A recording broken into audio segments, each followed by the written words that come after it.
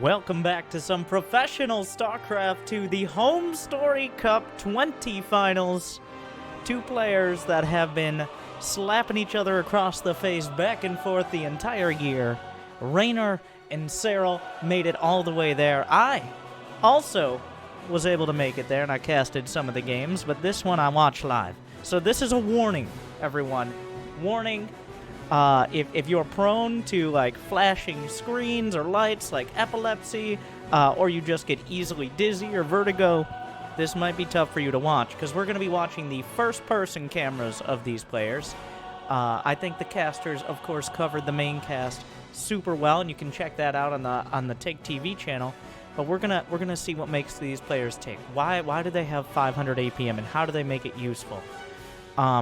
Will Serral be able to reclaim some of his dignity after getting beat by Reynor in the BlizzCon finals, or for Reynor, will it be as he says? How do you feel? Gonna be the easiest match of my life, to be honest. All right, you heard it here first.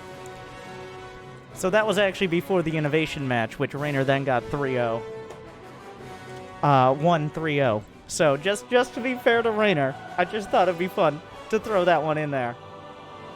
A confident guy, but Serral is a different beast entirely. Let's go into the match. So, what I'm going to be doing is, well, we'll kick it off with Reynor, the current winning player. He was able to beat Serral. Like, everybody, I feel like everybody's kind of been ignoring what happened at BlizzCon. By the way, everyone, Dark won BlizzCon.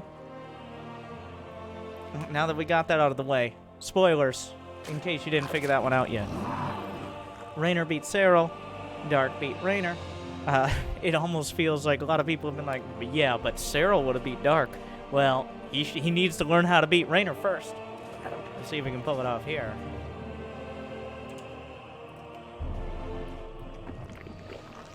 So a lot of ZVZ, and what I really liked about, I'm going to be interjecting some Homestory Cup anecdotes into this breakdown, because there will be a little bit of time in between the games as we load up the next one. But Reynor and Serral have very different personalities. Serral, he's hilarious, but if he smiles, like, that's a dramatic display of emotion. A dramatic display of emotion for Reynor is not smiling. So a lot of people, like, Serral might be one of the funniest people I've ever met. You are now in my service. There were several times when he was casting with me on the couch, and also Special was involved as well in some of them, that I didn't realize Serral was trolling me until several seconds later, which is usually kind of reserved for me to anyone else. Oh yeah, and Emil, a great moment. Emil, the Polish caster, for those who don't know, the player well known for, we'll simulate it here a little bit, for lagging out the games because of his Polish internet connection, is retiring with this. You might be like, oh no, what happened? Well, what happened is he has a job at Twitch, and he has a family, and doesn't have the time to cast and also work on his job. He tried for like a year, but he's been working at Twitch for a while, so it's not like, oh, he's just gonna go become like a Fortnite caster, just FYI. And here's what he literally did. Like, you'd think he turned the stream off and walked away after that, his own stream. He literally dropped the mic on his last cast for the finals, which was a great moment. But let's actually get into the game. We're watching the Reynor cam. I'll be switching. I'm getting a little better, I feel, at the first-person casting. A lot of positive feedback, but one thing I think is actually switching between the players when it makes sense. Too much, and it's already going to be like both these players are. Obviously, Reynor's just warming up now. There's no reason to be flipping your camera around quite this much, but it will be soon enough. But when one player's executing a more technical move, or whatever we say for fancy top-tier play, I'll be switching to that side as well. Looks like Baneling Nest on the way. And I did watch these games live, but it was pretty tough to catch the details over all the hype. There were literally so many people there. it was even on the casting couch, the Homestory casting couch, because I'm not the tallest guy. I had to lean over the top of the desk in order to actually see the bottom of the screen, including the supplies. So, pretty tough time there. Lair on the way. Reynor's just been chilling back, sending out Zerglings. An Evo chamber has been spotted. This is when both players have to, well, they're a little in the dark, trying to slip Zerglings in. Serral's, as we've seen before, an expert at it. +1 melee coming up. Something a little on the rare side, actually. That Evo chamber, even if you don't see a Roach Warren, there's almost always a Roach Warren, but even if you don't see it, the Roach Warren is kind of by default. Everybody goes roaches. Not going roaches is already almost cheese in and of itself. This is Reynor trying to pull a fast one here. The Roach Warren is essentially on time. If we look in the production tab, a little bit slower than Serral's. But all signs point to this being a Roach build. And everybody knows, like, a little bit of dancing back at wait. Infestation Pit. Hydralisk down. So with the patch, Lurker Den is much quicker, and has some, well, while Lurkers have slightly less base range, they have an upgraded Hive Tech that brings them to 10 range. They had 9 before, they have 8 base range now, but the upgraded Hive Tech brings them to 10. And it's a pretty quick upgrade. So that's actually become a bit of a factor. I have a very good feeling we're going to see some Lurker play throughout this series. And a super interesting dynamic between Lurkers and other unit compositions like Roach Ravager or Mutas. But +1 melee is on the way, and well, the Hive. Notice how Reynor started his Roach speed there? He might actually want Roach speed, but he started it right as Serral was poking in. I'm actually going to go to the Serral cam for a moment. He's obviously trying to get some information. He's looking around. He sees, that's just an Evo chamber over there to help block out. The lack of roaches at all is a little concerning. Like, if you're Serral, you'll probably notice that +1 melee, well, +1 melee isn't done yet, but here comes Serral across the map with all these roaches. Reynor has just now, with his Overlord, seen this coming. And a Nidus network as well. He's already got an Overlord in position, slaps the first Nidus down. It's like Warp Gate, but it can hold your entire army. And it's just a bunch of roaches. Serral. So, unfortunately, more units counter less units. Reynor has just kind of built nothing. The worker count, like, at some point in this game, Reynor had around 70 workers and he was going to Hive. And otherwise had nothing. So, what that means is Reynor is super dead. He just kind of died. A tiny counterattack here, but 25 roaches or more in the base. There's a couple lurkers as well, but lurkers aren't going to save the day. Reynor has to tap it out. That's a bit of a gimme, if you would. I'm not, like, go lurkers one game. He's got some games to burn. So this is the time where also, I don't know if players watched it or people watched it live, they understood the format. So let me spend some time explaining it. And I will admit, it took me a second to explain it. But the format for these games. So Reynor made it through the winner's bracket. He didn't lose in the bracket stage. So his advantage is that he only has to win the first series, which is a best of 5. For Serral to win the tournament, he's actually got to both win the best of 5 and then win a best of 3 after that. Because he actually lost to Innovation in the upper bracket and had to work his way from there. So that's the upper bracket advantage, and it is what it is. I personally favor maybe having a 1-game lead in a best of 7, but it can make for a dramatic story if a player is able to overcome that advantage. So, next map is going to be Ephemeron. But yeah, Serral in his first series against Innovation. I say first, by the way, because that's very relevant. he actually kind of got beat up. Like, Innovation kind of ran through him. It was a 3-1, I think, was the total. Innovation was super sharp timings, but then Reynor beat Innovation. Serral was watching over his shoulder, and apparently he also talked with Reynor after the games. And then Serral walked over Innovation 3-1, I believe it was, after that. Something like that. It wasn't close. Serral powered up, and he decided he didn't actually want to not get to the finals of this tournament. So that last game, I talked over it a bunch because essentially what it was Reynor trying to get away with a cheeky hive tech rush, like a lurker lane play, and Serral just kind of knocked him across the face well before anything could really come together. But things are heating up. I don't think Reynor... Okay, I'm just going to spoil it right now. Since I think a lot of people watched or maybe know the results, I'm not going to spoil the whole tournament. But this game, Serral uses an Alpha Star build. And he said it afterwards. This is a build that Serral learned from... I don't know if he lost to it, but Serral learned it from Alpha Star on the ladder. He's learned from the machine. And... think about that with however you will. But Serral is like, wow, Alpha Star. What is this ridiculous, crazy build you have? And now I'm just going to go ahead and use it in a tournament finals here. We'll have to see if it's successful, but it definitely is something... Well, okay, I'll just tell you what the build is. It's an early, like, no-lair Roach Queen push, which isn't necessarily out of the ordinary. Like, Serral's done that before, but in ZVZ it feels like if it gets scouted, it should be smashed.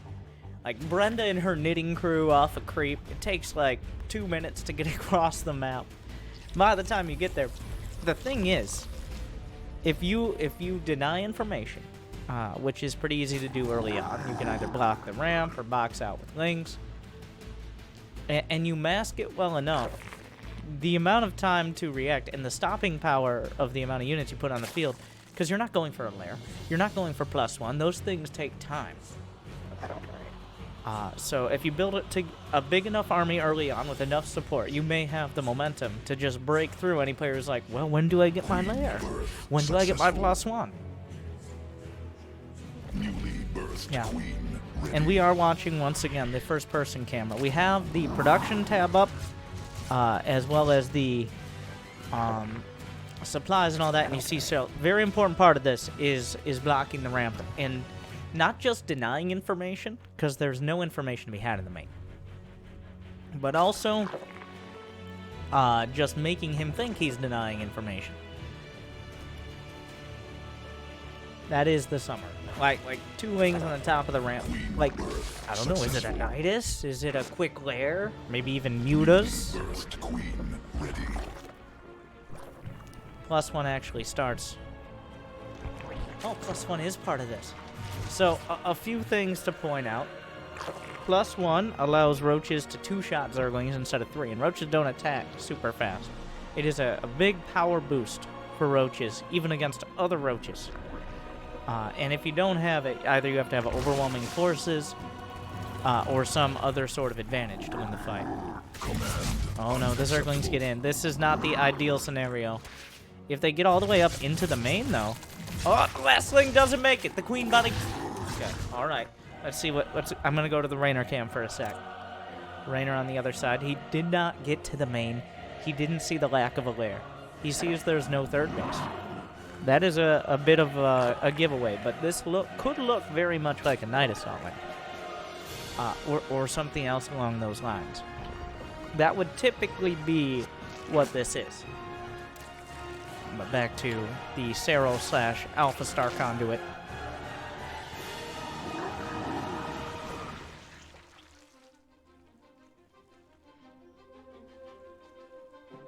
The Queens on the march. This is when you've given it away. This is for Reynor. Oh, the Overlord's moving. It's like, oh, everybody! Hey! Yo! Guys! Those are Queens! Reynor now in panic mode. He got a little greedy. He's up to 40 drones. believe he has a lair done. He didn't know. If he had a lair, he either canceled it or, well, some Zerglings get in. Oh my, I didn't actually notice this the first time. Oh, this is so bad. If Serral had been able to block that with a roach, just the fact that the roaches could be coming across, this is a lot of lost momentum there. But here come the queens, 4 Ravagers. He already knocked down one of the Overlords. 4 Ravagers, of course, enough to take out those roaches and Ravagers. The Evolution Chamber. Spinecrawler spotted on the way. The queens are the difference maker. +1 done for Serral at the start of the fight, but finishes up for Reynor as well. Reynor, the queens on both sides. Brenda staring down. Queens will not survive the fight. In fact, Reynor getting his queens trapped to the south side there. A lot, and the queens could kill the Overlords, potentially supply blocking Reynor, depending on how many units there are. Suddenly, there seems to be kind of a critical mass of the Roach Ravager, killing the Roach Horn as well. Which means no more roaches. +1 is done. Zergling's trying to stream out. There's a timing here where the roaches come across and there's just not enough to stop them. Wings aren't going to do it. Microwave Spinecrawlers away. That's not the scenario you want to be in, but it's better than just losing them. The drones are pulled. Queen's at the front of the line. Transfuses as well. We got Corrosive Bile in the mix. Spinecrawler's doing a lot. Reynor micros a Spinecrawler back. 10 kills on the drone. More corrosive biles from both sides. There's no rope speed to easily move away. There's a little bit of creep, though. A Spinecrawler helping to kill the queen. Reynor has to pull everything. Target fire is there. One last queen falls, and Serral's momentum starts to finally shift. Honestly, have you ever seen a game so close that Spinecrawler micro decided it? Truly, I think that first dodge and reposition on the spines and the amount of hits they got off broke the back. Like, if those spines go down, Reynor still doesn't have a Roach Warren yet. So, he doesn't have the ability to really rebuild quite enough army to break it. But the spines delayed Serral enough to get the Roach Warren rebuilt and start to reproduce those roaches. Well, thing is, it's not over yet. Actually, look at the supply. We can see it. Serral is at 28 drones. Reynor's at 30. The 3 hatches, though. The 3 hatches are the advantage. Because just the fact that Serral, he doesn't have the production to match Reynor if they're on semi-equal economies. Ooh, bit of a misclick there. And these are cheap units everybody's building. Beautiful split by Reynor. Just the units that could be hit. The concave is there. The corrosive biles are coming out, but Queen's getting in on the action. Now, there is... I feel Serral finally gets pushed back. And obviously now he has significantly lost. Sworn forces under attack. It's hard to read. It's hard to read. Reynor takes game 2. Alpha Star build shut down by Spinecrawler Micro. But you can see it. It's one of those. It's kind of like a tsunami. Okay? A tsunami is not so much like one big wave crashing in. It's just a huge flood that can't be stopped over, well, whatever's close enough. And that's kind of the idea behind the build, is you can take chips out of it, but the queens provide enough support. Wasn't quite enough for Serral to break through, but the fact he's whipping out Alpha Star builds at this stage is... And it looked good. I think... Well, there's a lot of little micro. Like, if we could literally...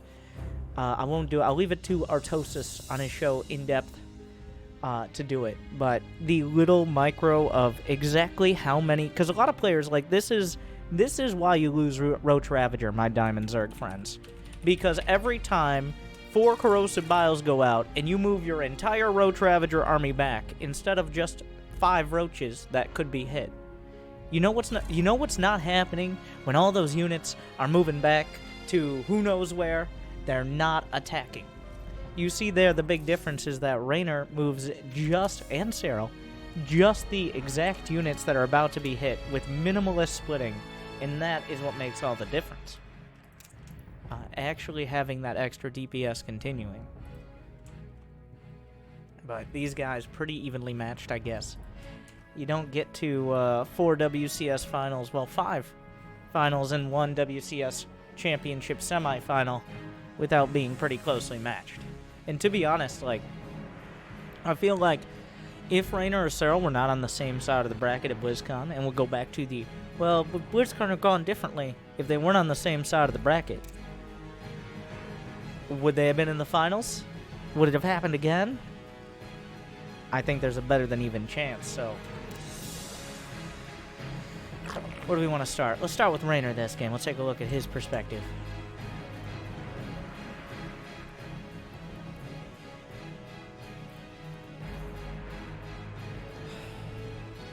But 2 pretty early games. Roach pushes. That last game, it kind of was forced to go to a conclusion early by Serral's Alpha Star build. We're on my gate, or Winter's gate. And this is just the players using those camera locations early on. The one thing we can't get in replays, we can see what they're selecting. Unfortunately, we can't actually see the exact mouse movements they're making, like you can if you're watching a stream or something, but you can get a very good idea of what they're looking at there. I find this is the best way for me as a relatively, like, not good player, but relatively high-level player to learn, because you get a whole lot, and I haven't really been breaking it down that much, but you get a whole lot of, he saw exactly this, so this is how he responds immediately. Like, we saw that last game where as soon as Reynor saw what was coming, building the spines behind the wall, I believe he canceled the lair, I'm not 100%. Like, how he reacts, and then Serral, what he's prioritizing, and little things like the Zerglings got in back at home. If those dozen Zerglings or so hadn't got by the wall, and they didn't really kill drones, but they forced any amount of pullback, right? Like, they forced a few roaches to not be rallied, they forced a lot of mining time. If that had not happened, I mean, that game was very close to edging into a Serral victory. So.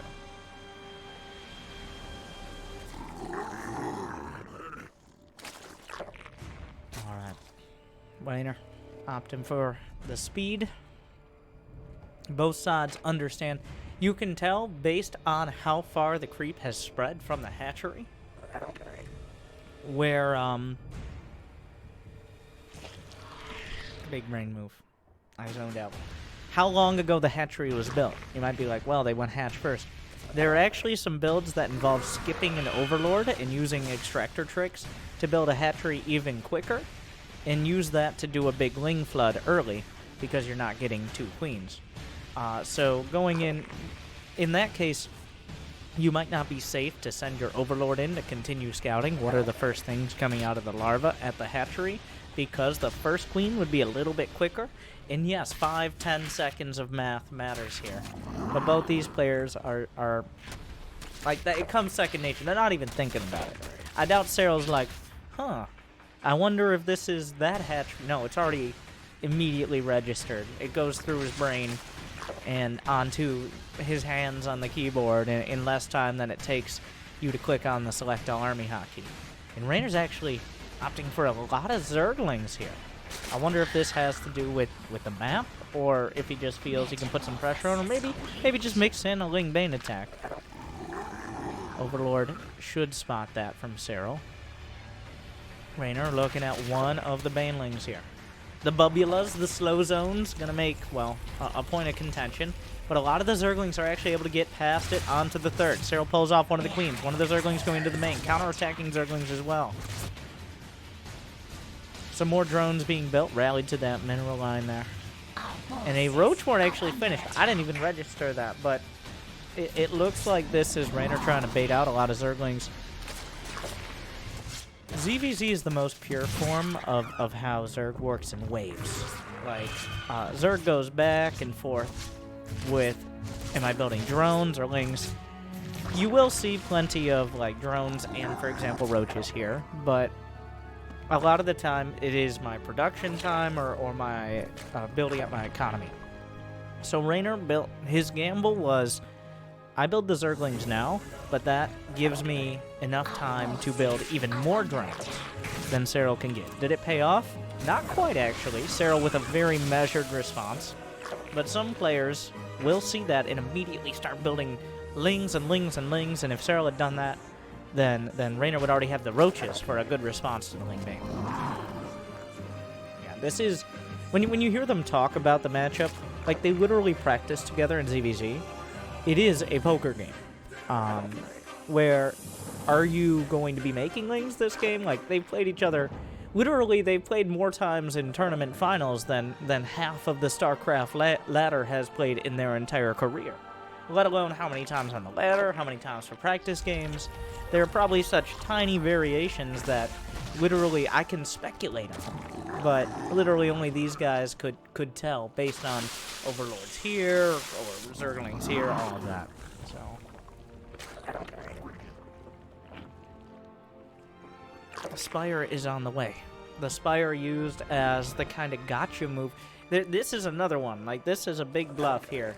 When you're getting a Spire, ideally you convince your opponent that you are not going Spire as long as possible. Like, I'm going roaches for realsies. You see here, Reynor's boxing out the lings, and Serral is building an Overseer with the express intent of I need to know. Serral has a tendency to get Overlord speed a little bit quicker as well. He likes to get it while the lair is building, whereas Reynor usually gets it a little after, and that's assuming they're going Roach Ravager. I don't think Reynor went Overlord speed this game. But the Spire was spotted. What is the response from Reynor? I'm actually going to go over to the Serral cam and see how he handles it.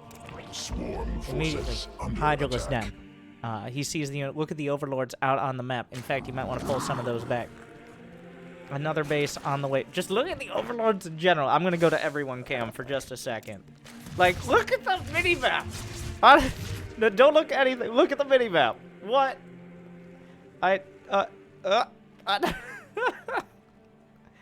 All right. Everyone has map packs.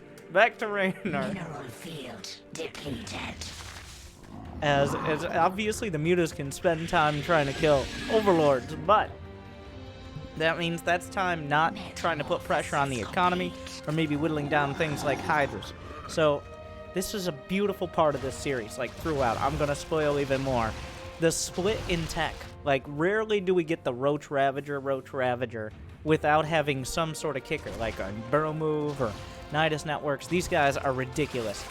Right now we're looking at... this is slow. We're looking at 400 actions per minute. Reynor will not stay there. Reynor's going to be at... He's going to be pushing 4 digits for quite a while. Mutaling Bling, just building units takes 500 APM at this level. Taking down the Overseer. So now roaches are in production for Reynor, injecting through all his hatches. More roaches in production. +2 attack is a little bit ahead for Serral, but remember, there's going to... the mutas give a lot of initiative because you need the anti-air in order to engage successfully. So the muta's going to help to box out some of those roaches. Going for the Overlords. Roaches on top of everything. Watch when Reynor flips back to his production over here as well, on top of going back for his injects. Infestation bit on the way. The base is given up by Serral. Overlord's getting knocked off the map. Let's go back to that map vision. Suddenly, Reynor, that's another advantage of the mutas. Go into the Serral camp. The roaches are coming in. He's going to shift Q. Oh my god. Did you see that shift Q? He just queued up like... Ah! Hex. He's got a laser sight on those drones. Mineral field exhausted. 8 drones going down at the back. That's only 3 roaches cost on that. Infestation pit on the way. He's looking to see, but now he's in the dark. Mineral.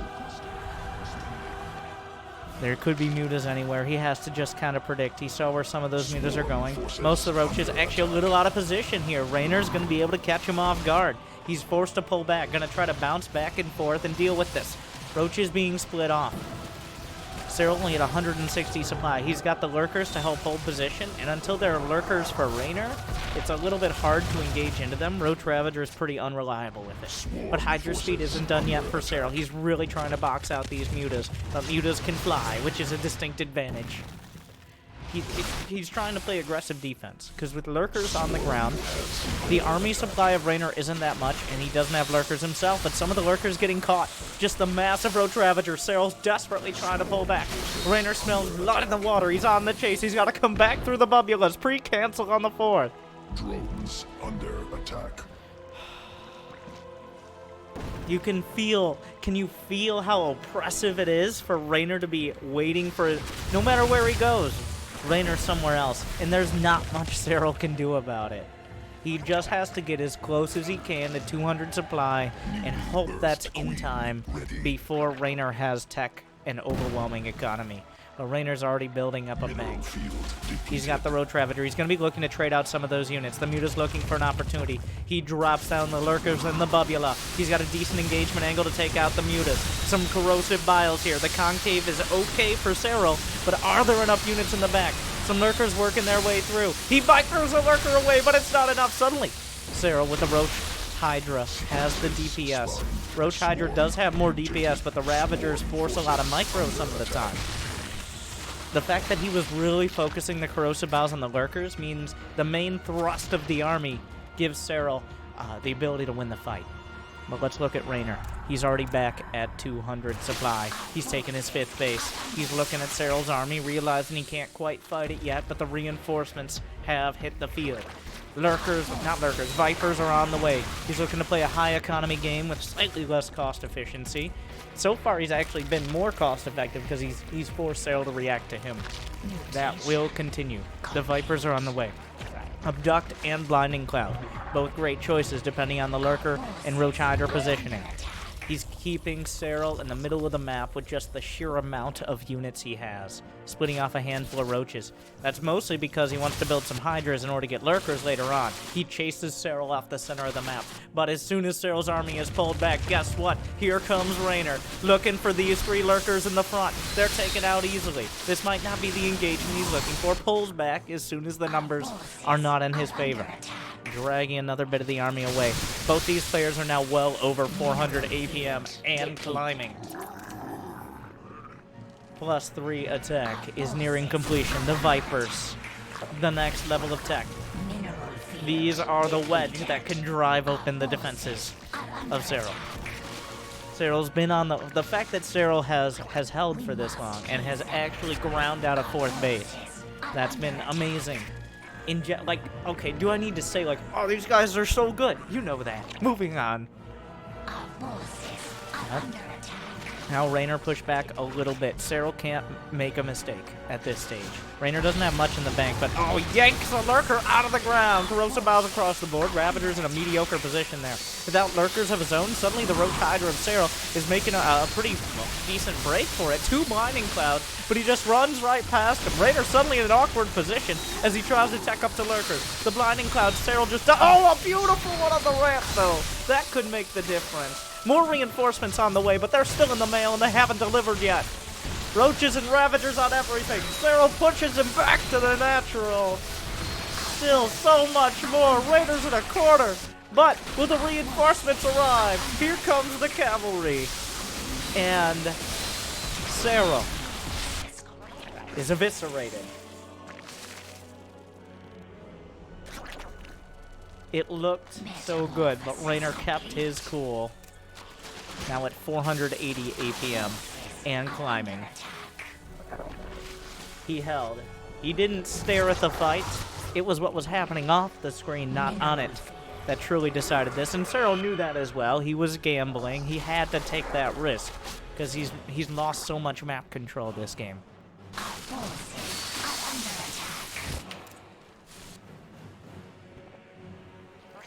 Oh, Burrow's done as well.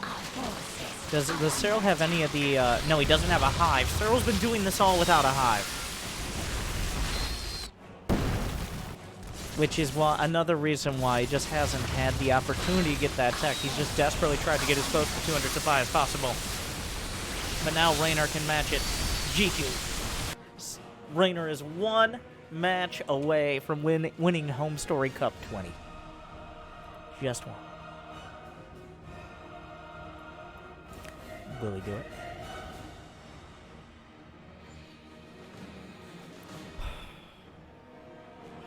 guys are pretty good. That game. They've heated up.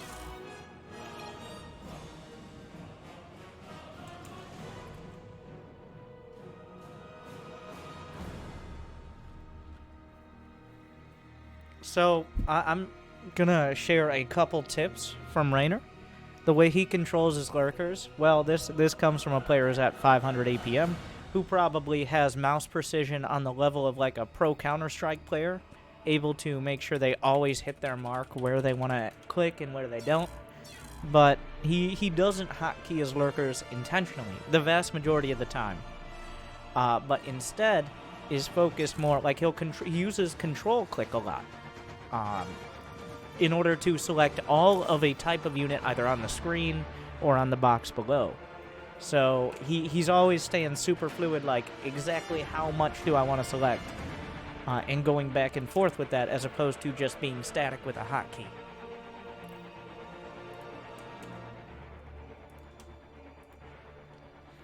Going into game number 4, Serral. Is Serral a man who crumbles under pressure? Does he just give up? Does he say, well, looks like this guy is too good? I don't know. We've seen him a few times before. But match point of Homestory Cup Finals. We're on Acropolis. Reynor has shown both proficiency in the early and later game. He's up 2-1. Serral was able to get honestly the only game so far Serral has won has been that I guess I'm gonna go Zerglings and not make roaches that Reynor did for some reason.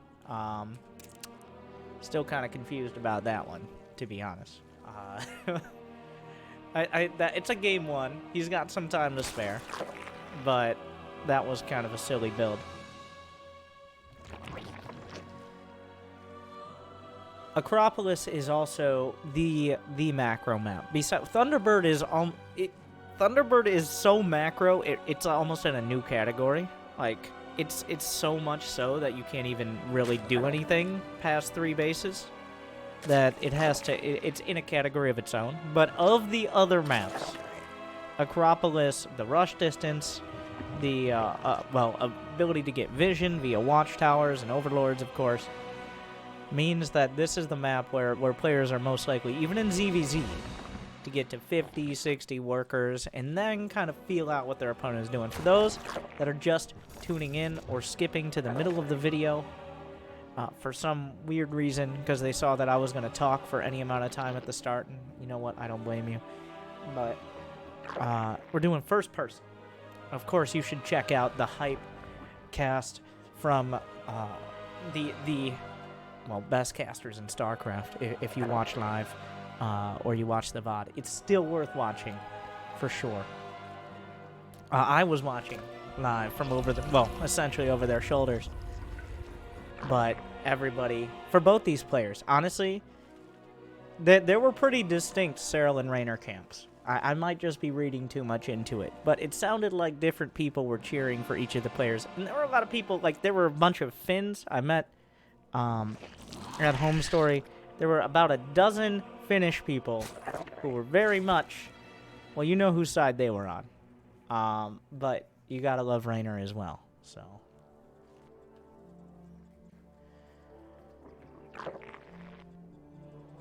Alright, so the most standard openers here on Acropolis. We got the 3 hatch, the hatch gas pool into Zergling speed, pulling off a gas. I'm actually going to hop over to the Serral cam. We're going to see if it's the same way. Looks like Serral getting his baneling nest slightly quicker, but ever so slightly. Reynor not actually getting a baneling nest yet. I don't know if that's, like, I want to get a lair pretty quick, or did he actually forget it? As we have all, you guys, calm down. Like, as 2 Zerglings dance around the map, if he just gets a baneling nest down, now he definitely forgot it. But it appears that Reynor is skipping the baneling nest. Wow, they won't even, I lied.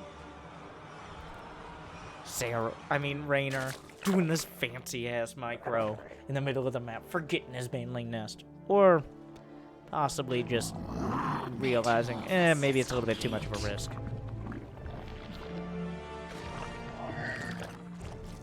Our forces are under attack. At this phase of the game, you have to work like this is the poker game again. It's, are you hiding like 30 Zerglings in your base? Reynor starts a lair just as the Zergling's getting in. This would, like, it almost feels so obvious.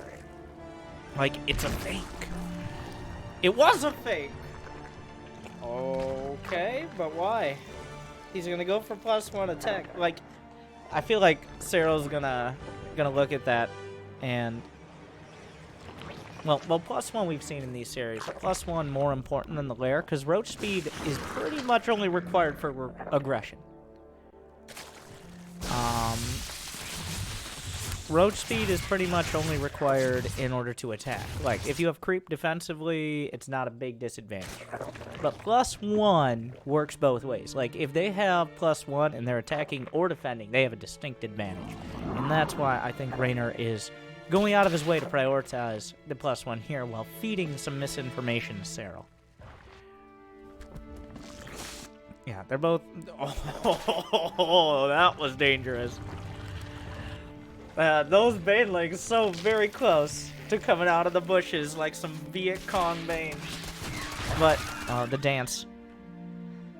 It looks like this has been the early game skirmishes.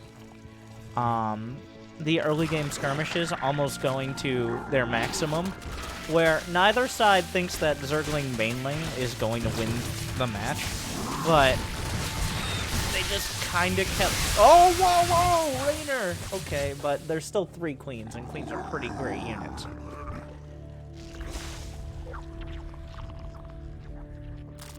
That was quite a misclick there. We've all been there, right? Just a few Zerglings. Oh. Was ist das?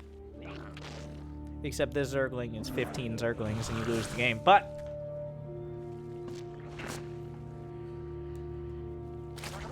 it even happens to the best. Mutation.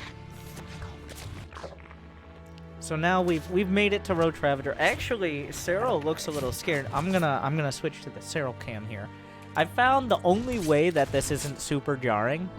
Honestly, I should probably switch to the everyone cam and then the Serral cam. I feel like I'm getting better and better at the first person casting. I feel it's super intense. Like, I have trouble keeping up, as you've seen multiple times. I do my best. The Overlord patrols have begun. All right, but why like 15? Why can't I just go back and forth? No. Too easy. Spire on the way. And we'll just go to the everyone cam as the Overlord dance. Can I bring it up? Thank you, Jimmy. Oh. I feel this kind of describes ZVZ. This is ZVZ right here. Welcome to the mid-game. Alright. Everything is known until somebody makes mutas. But Serral's gonna be the first one making mutas. Let's see how he uses them. As these players chilling out, we're already at 400 APM. I think this game, we've seen a game on this map, one of the closest ZVZs, very close to a draw in ZVZ. Oh, but the roaches are pushing up. Wait a second, does Serral have enough? He's a little bit down in supply, and he's got some mutas in the mail, which means his army at home, he doesn't have the Ravagers, which are a little bit additional DPS, and that anti-micro potential with Corrosive Bile. But here come the mutas. Are they in time? Targeting the Ravagers first, obviously the priority targets. The +2 attack is about to finish for Reynor. Serral doesn't know that yet. He's been checking the upgrades. I'm sure if +2 was already done, he wouldn't be taking it. Little tiny minimalist micro back. And how many times have we seen Serral push in only to be just barely stopped by Reynor? But now it's Serral the one on defense. He holds with minimal drone losses. He's got 69 drones, which is a pretty nice number. He holds all the bases. He holds all of his drones. The mutas aren't tied up for especially long. A near-perfect defense. And suddenly now Serral has that map control. He has the initiative. Just how dynamic. How many buzzwords can I throw out? How dynamic this series has been. How unique and just never before seen strategies. That's not true. Mineral cluster The expended. intensity of these players, the efficiency, the beautiful dance. We're kind of not hitting the mark on the words, but you see, this is what I struggled at Homestory Cup, because I'm here all day talking the entire time, listening to the arguably grating sound of my own voice. So then I have to let other people talk at Homestory Cup, and I will admit, it did take a day or two until I kind of got used to it. I credit Artosis at being the best at like doing a casting handoff. What a professional. But now we're back, and I'm gonna try. Can I talk more words per minute than their actions? No, but I'm gonna try.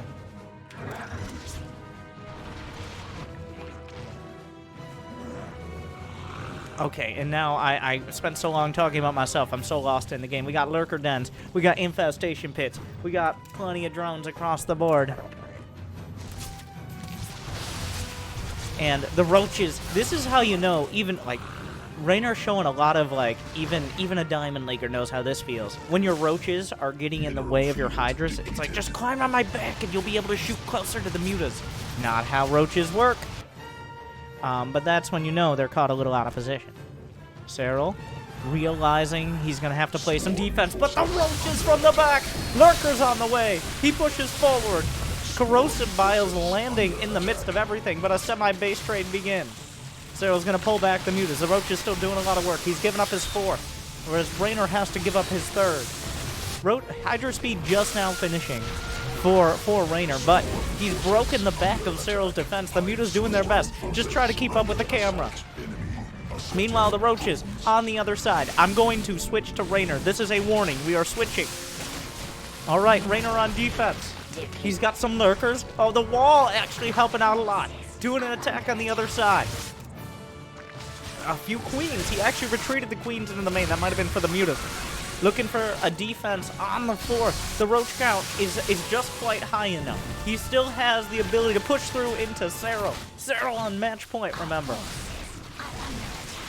Oh, but Serral finds the opportunity. He closes in on the lurkers, and suddenly Serral has broken it as well. Oh, Serral wraps it around, and deja vu, except the script is flipped here. And Serral had a base to the north the whole time. Oh no. This for Reynor is like, oh no. Because he thought he just killed 2 bases, and he only lost 1. Suddenly he realizes not only did he just lose total map control, but Serral still has a base mining. Both players start a hive after the dust settles in that back and forth. And Reynor put so much into the push. Serral found the opportunity to jump on the lurkers. The lurker upgrades from Hive, super key, especially in lurker on lurker, because now you can outrange lurkers with ranged lurkers. I know what I just said. It made sense if you think about it. It was a little confusing.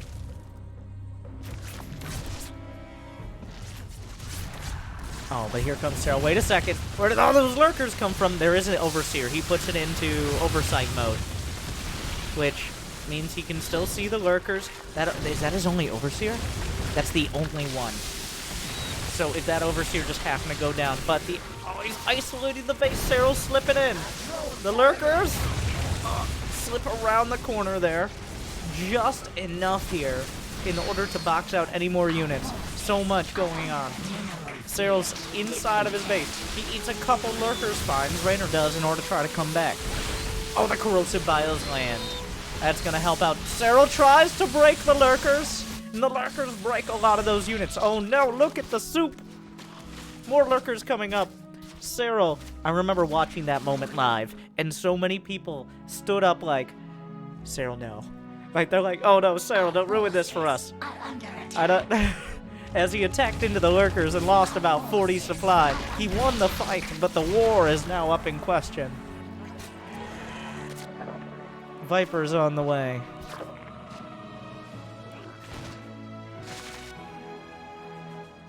As both sides try to reestablish an economy.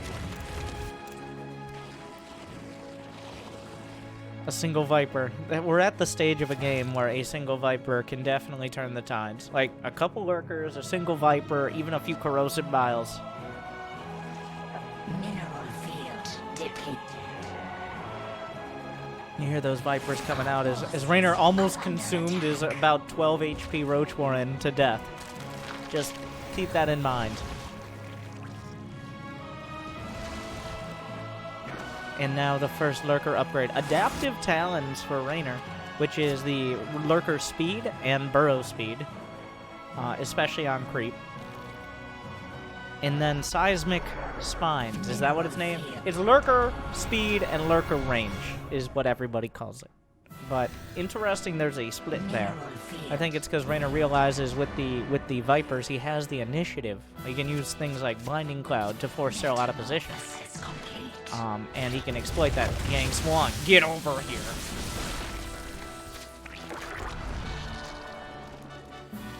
Oh, another one. Yeah, as you can see, the Viper's creating a decisive advantage for Reynor, but a small counterattack. Okay, we're gonna go to the everyone cam, and then to the Serral cam.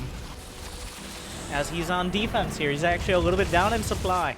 Consuming a hatchery that's about to be under fire. Oh, he micros the lurker that was building out of the egg and dodges the corrosive vials. And suddenly, here comes Serral. Oh, he yanks this thing.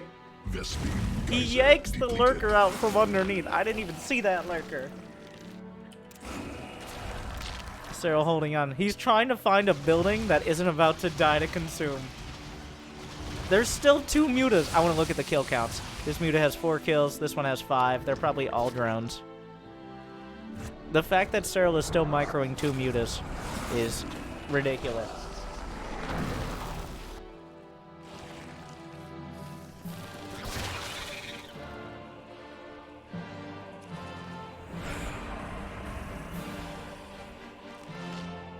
Oh my god. No, stop it. Stop. Under attack. He comes back in again. Evolution complete. One of the precious mutas goes down. But here comes Serral. He's looking to put on the aggression. They both... Wait. Serral doesn't have adaptive talents. He doesn't have the lurker speed upgrade. Which means that Reynor can still... It's kind of like... Well, sieging up your tanks first, but that means Reynor can siege up his lurker tanks. Oh, can we get some Viper kidnapping? Where they attack each other? If you were playing a drinking game, you have to finish your drink every time Vipers kidnap each other because of the abduct projectile time. Serral, realizing he kind of crushed that fight up there, gonna box out for the base, but oh, getting a couple lurkers yanked into Reynor's lines. As they go back and forth. What a game. Under attack. 17 minutes in, still incredibly in doubt. For both sides. Like, you don't know. I don't know. Oh, get over here. They almost scuttle away. Suddenly, Serral pushing on both sides. The Vipers. Oh, the trades. They go for one another. A Viper dragged in. Another trade. There's some lurkers. Oh, they got on top of Serral's army. Oh no, look at the soup. More on the way. And suddenly Serral once again not paying attention to it. Serral. Don't consume your own base. These players are running out of buildings with which to gain Viper energy. Fun fact. He's gonna, like, that's a real concern. You build some Evo chambers or something. I don't know, like. Oh my god, dodging the corrosive vial. And is it time? Let's do it. And oh, goodbye, Ravagers. Cluster Oh, more units. That base is exposed. Serral's coming back. Oh, it's so dangerous to split your units here. Because the real danger is on the high ground, but you can't ignore this. Serral loses the base at the last second. He knew it went down. He's going to replace it, I'm sure, in a second, but just barely has enough resources with which to do so. He's got some more units at the south. Look at the mini-map. All right, I'm going to... the Vipers and Lurkers, everybody just murdering each other. Ah, there it is! It happened! Where is it? The no scopes. Serral, be careful with those Vipers. Serral, be careful with those Vipers! Okay, it's fine. The speed geyser exhausted. Reynor at 190 supply. It's like, at this point, it's very hard. Like, you gotta look at the lurker count. But these players, they have a lot of options. When one flank has to fall back, another one replaces it. And the thing is, it's not just a bunch of roaches, it's not just lurkers. There's a mix of units on each split that makes it super hard. Like, you have to also have the correct counter mix. You can't just throw a couple lurkers at it, because that might not be enough. But you also can't just throw roaches, because if they have lurkers, like, there's the rock, paper, scissors, and then gun, like those middle schoolers used to have, or lurker, or something silly like that. That really just throws a monkey wrench into it. Swarm forces under attack. Yep, there's a lurker over there. Mineral For field sure. exhausted. The Vipers with limited energy, but what are you gonna do? Consume? What building? A single lurker. So desperately moving into position. These players, Reynor has reached 500 APM. Serral pretty close as well. So fast. 1,000 APM game. And, well, pretty close. And we're not. They're both maxed out. There was a point where they were at 100 supply and 1-0 mining bases. Abductions! Abductions! Amber alert! Oh no, more Vipers coming in. Not that much energy for Serral. He's losing several Vipers with great blinding cloud out of Serral. A lot of those units weren't firing. They gotta dance back and forth. The AI of blinding cloud is dangerous. Some more units splitting off. He's able to box out just long enough. He gets caught in the corner there. Oh, and he tries to catch the reinforcement for a smaller army, but he does have lurkers involved. The dance. It continues. Oh, wait. Oh, no, those lurkers! In a great position for Reynor. He gets one. Oh, my God. Where's the Overseer? That's doing so much damage to Serral. Those lurkers in a super awkward spot. They didn't get a great slice, I guess, on his army, but it took so long to kill him. He's still looking like the dance back and forth.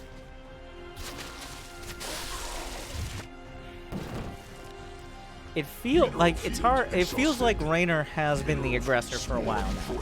Like, Serral's definitely done some counter damage. He may have a lurker. I think he had a lurker queued up over on that top right. Yeah. Reynor just cleaned it up there. But the engagements are still happening. Look at the mini-map for both sides. Serral still has... Wait a second. Reynor lost a lot of supply in these fights here. He must have run over a handful of lurkers. And now, Serral has a distinct supply advantage. He's looking to bring it all together. Some roaches in the south. The Roach Hydra Lurker Viper in the north. It feels like he's getting a little closer to doing critical damage. Roaches pulled back. He sees more units were committed on that side for Reynor than himself. Drags out a lurker, looking for maybe another one. It's underneath there. A little bit of an awkward scenario. More lurkers coming out. Vipers, blinding cloud on Serral's, well, half of his army. He's forced to pull back. How do they even see the lurkers? I can see the units.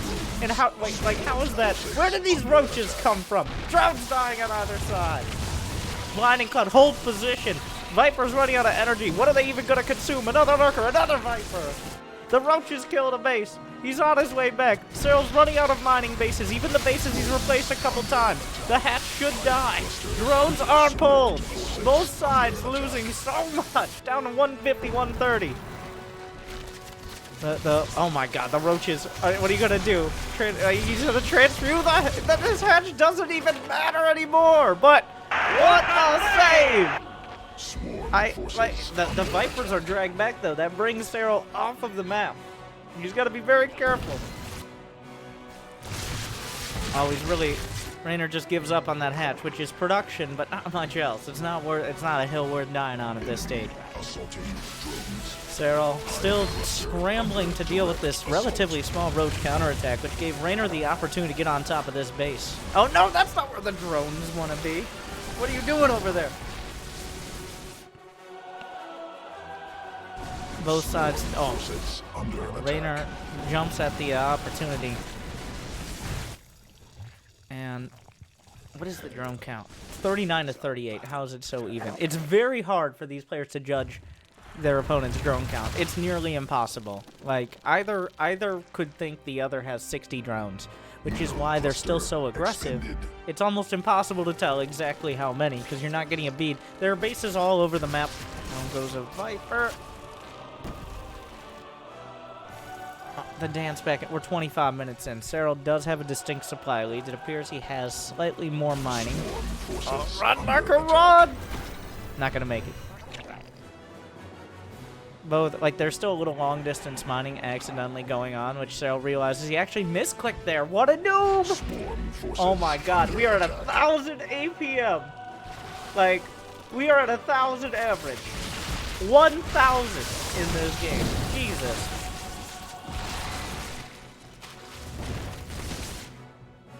And that's average. 1,000 APM for 25 minutes. I'm good enough at math to do that. 25,000 actions. You see, big brain. Math on stream. Swarm forces under attack.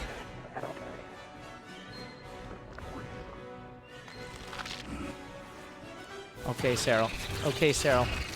So, I wanna point out those Vipers are consuming that hatch. I was waiting for this moment. Is this... Swarm forces. Did they not? Almost spoiling it. They need some energy, Serral.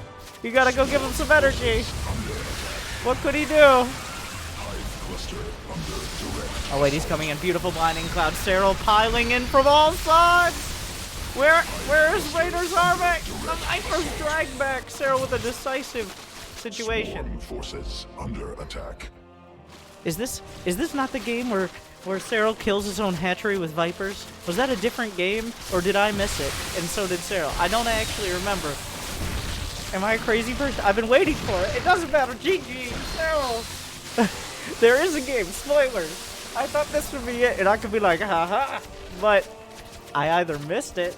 There is a point where Serral does kill his own hatchery with Vipers in this exchange, but it might not have been this game. I don't know.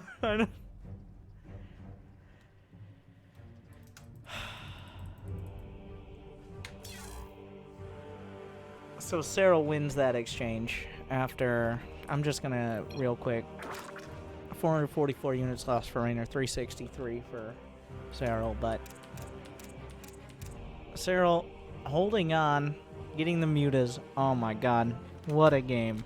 One of the best games of StarCraft 2 ever. Oh no, Zerg versus Zerg. It's just such a boring matchup. It's the same stuff every time. Like, I want to watch a real matchup, like TVT. Yeah, that's real high action. Zerg versus Zerg is just super boring. Am I right, Twitch chat? Am I right? But since it's match point, 2-2, and I'm a professional, you know what that means is it's time for a quick advertisement. So make sure to pause ad block and definitely don't skip forward. And we'll be right back.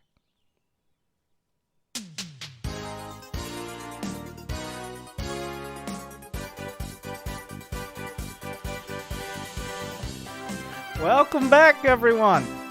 I'm Winter, and I'm here to talk to you about the Winter Announcer Pack. Did you want to have me yelling at you both in and out of game?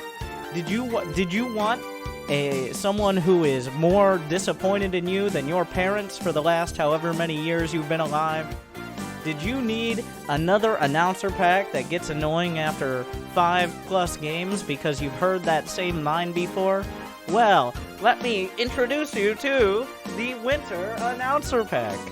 Now for the incredibly low, almost obscenely, disgustingly low price of the same as all the other ones, $7.50 or however many euros that translate to in metric. You can get it on the Collections tab. And now wait, there's more! If you download the Winter Announcer Pack today, I will be offering a discount on Angry Coach, very temporarily, until I get sick of the sound of my own voice, which you would have thought it would have happened by now, but I'm sure it will definitely expedite the process. So, look forward to that. Also, if you've made it this far into the advertisement without pausing it accidentally by clicking skip ad, do you not support content creators? Do you feel bad that you did that? Well, like, subscribe, comment, ring the bell. YouTube really, they really want that. Ring the bell. It's like, oh, you put out a video every day? Too bad! They gotta ring the bell so they get nagged every time you put out a video. So hopefully you enjoyed this one. Like, subscribe, buy everything. Thank you. Good luck.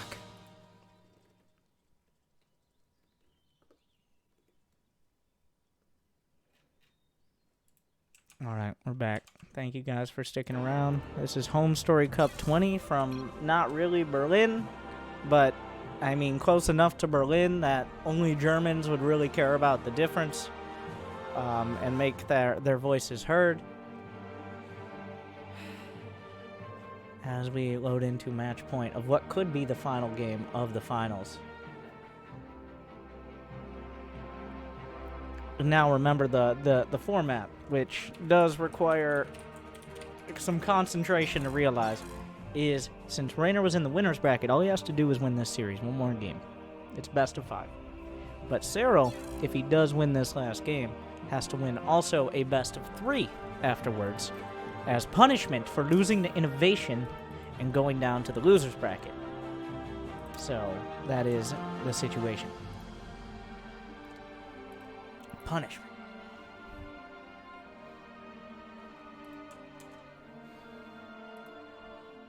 With that, we'll be loading in.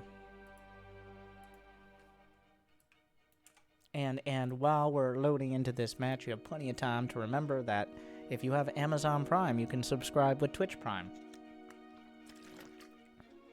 And I will get more money, which I will spend on extraneous things.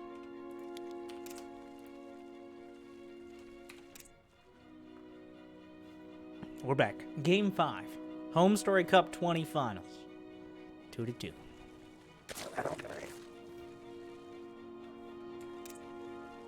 Reynor versus Serral. The 5th time these players have faced in a tournament finals in a year, which is by far... We have a rivalry. This is like the, I don't know. I'm trying to think, like... Muhammad Ali versus, Rocky, which I think was a big boxing rivalry back in the day. I'm pretty sure that's accurate. Or, like, Michigan versus Michigan State. Or,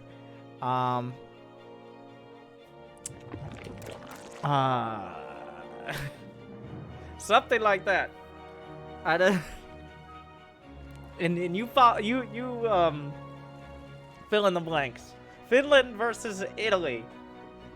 But these guys, and the only reason, if you remember last year, there was also a tournament finals. The reason we didn't see more Reynor versus Serral, I think partly, is because Reynor is only 17 years old, which means only at the end of last year did he literally become old enough to participate in the World Championship Series. Serral, not the oldest man himself. I believe he's 21 now. So, barely older than Starcraft itself. We'll start on the Reynor cam here, because how are you going to close it out? We're on Triton, which... This is a map that goes deceptively long in other matchups. ZVZ is not one of them, though. Like, because you don't have siege tanks. Well, lurkers, okay, get me started on lurkers. I feel this is I'm calling out all those Zerg players, including Serral, who, in person, bitching like, oh, Broodlord, you can't use Broodlords anymore because they're not stupid broken against everybody. It's like, well, guess what? Reynor comes in using lurkers against Terran and just literally rips the face off every single Terran player he played. Including Innovation, who Serral did lose to at least once in one series. So I feel like a lot of the usage of lurkers comes down to not so much that lurkers weren't that good before. It's also that since Broodlords were so good, that why do I need to build lurkers, right? Oh, wow, look at this. Oh my god. Micro war, and Reynor takes it. Pack it up, everyone. Raynor's got this. GG. At least that's what a pro gamer on the couch would say. Jesus. If you're a Marine, casting with Big Gabe is amazing because you're hyping it up. The game, okay, I believe the game was Special versus Innovation.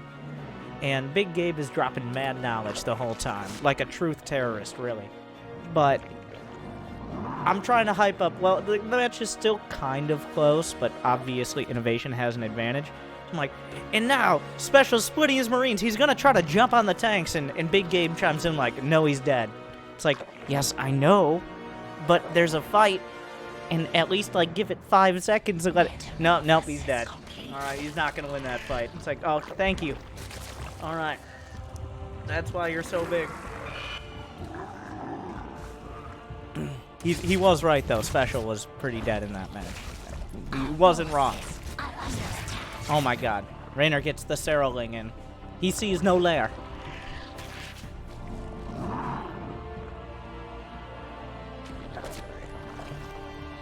And now, well, Serral's gonna throw a lair in the mix. Could you stop with... Oh my god. We have another 1000 APM game.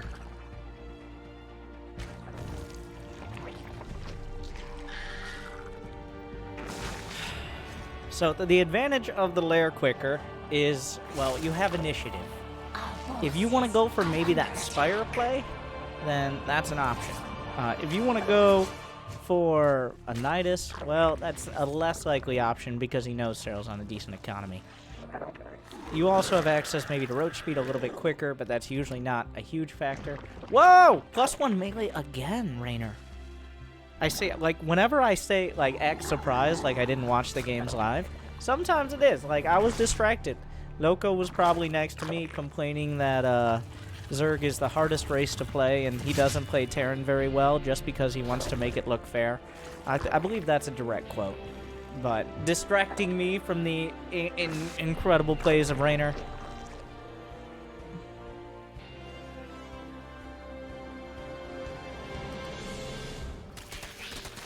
It's going to be Mutaling. The first time Reynor tried to do... Oh, our drones are dead. It's a little late for that.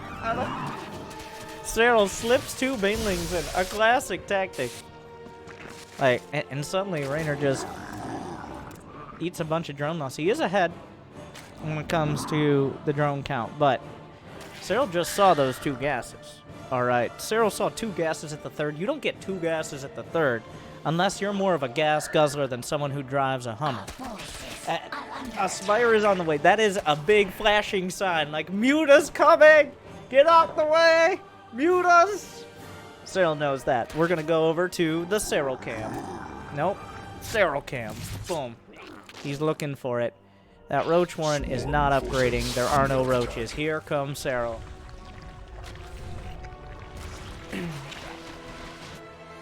+1 melee attack is finishing. Or ranged attack. +1 melee is on the way, but there's also... Oh, a Nidus. Serral shows up to the front door before the Mutas have even gotten dressed for the party. Out comes the Nidus. The roaches get across the map. Who needs speed when you can just teleport? And damage is already being dealt. Drones are falling. The Muta's giving a deep tissue massage to the roaches, but not doing much more than that. 2 spines. will be broken. And another Nidus into the main. Suddenly, Serral, he makes the read. He makes the call. And Reynor's on the road. Like, eventually the mutas will kill all these roaches. Oh my god. You know, you're not in a great place when somebody's building spores in your main, by the way. That's not the ideal place for someone to have spore crawlers. More popping out here. The muta count is high enough. Remember, Reynor had a pretty good drone count. He's lost 25. He's still at 42, which is not incredibly terrible, but the Spire went down as well. Oh, is he going to bring the queens in too? The spores are done, and Serral now has a solid foothold in the main of Reynor. You cannot send spore crawlers through a Nidus, contrary to popular Bronze League belief, though. Oh, another Nidus to the corner. And the queens are just all over the place here. The queens just covering all the bases, literally and figuratively. So, what's interesting is Reynor didn't die. Like, I think there was a moment when Reynor could have just been like, well, I guess that's that. And there would be no shame in tapping out. But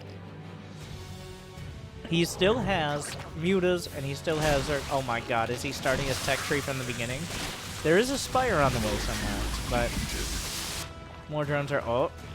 No, Serral not... Well, he loses a couple drones, but... We've seen that before. We'll head over to the Reynor cam. He's got his Spire and his natural, which he was able to rebuild. The spores are pushing! And he's going to lean on the mutas. He didn't decide to rebuild any other tech, so... We've got 15 mutas. And Serral actually... Well, he's still just building queens. At some point, the spore crawlers can come down the ramp. So, oh my god. Queens are like hydras, except better in every single way. So, surprise! Reynor is getting queen pushed from the main. This is not the ideal scenario for Reynor here. With a dozen queens, maybe more, on the Oh, we're coming!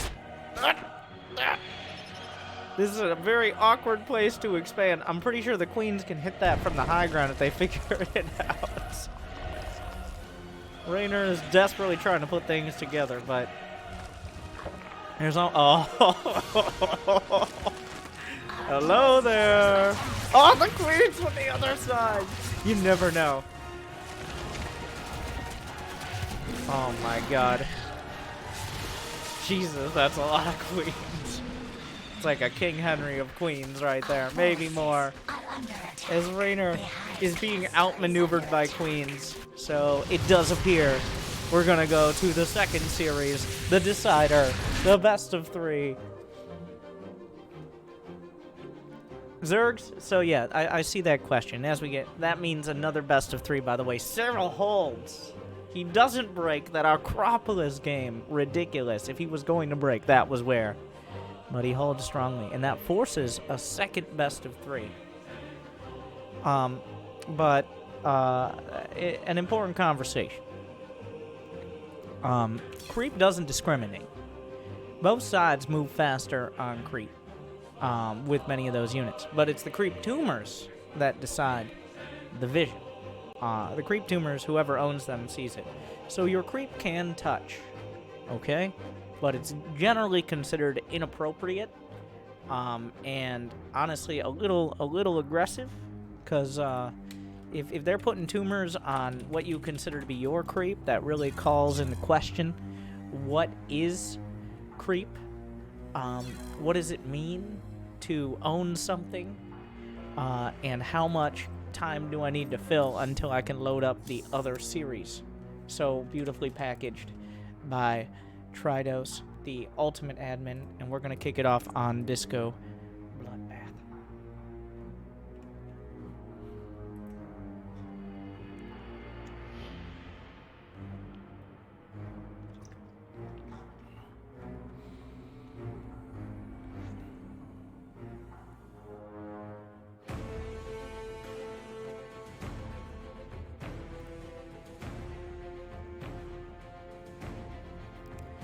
once again, I'm not sure if they had to go through another veto process. So, the first best of 5. Serral stays alive, but he's not done yet. As punishment for not being as unstoppable as Reynor throughout the rest of the tournament. He must win another best of 3, and now whoever wins this takes it all the way home. You know my favorite version of vetoes, because usually what the players will do, like the admin will just like ask them, pick ban, pick ban. My favorite, I forget at some point, was when they had the players pick up a map. I forget what tournament this was. It may have been Homestory Cup. And then just rip it in it. Like, they pick a map, and then in order to veto the map, they have to rip the paper in half. Which was just as awkward as it sounds. But I mean, get a lot of good clips out of that, right? So...